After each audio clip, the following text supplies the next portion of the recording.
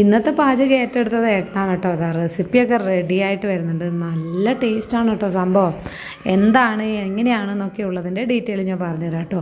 ഇങ്ങനെ കെട്ടിയ കുക്ക് ചെയ്യുമ്പോൾ പണിയൊന്നും ചെയ്യാതെ അടുത്ത് നിന്നത് കാണുക എന്ന് പറയുന്ന ഒരു പ്രത്യേക രസമുള്ള പരിപാടിയാണ് കേട്ടോ.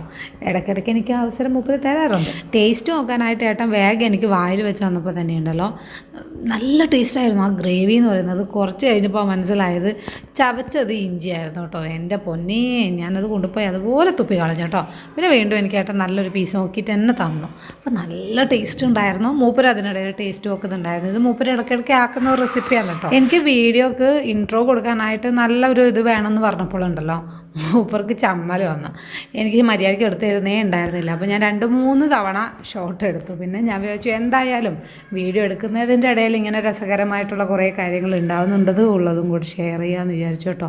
ഉറക്കത്താണ് വോയിസ് ഓവർ കൊടുക്കുന്നത്, അതാണ് കേട്ടോ എന്തോ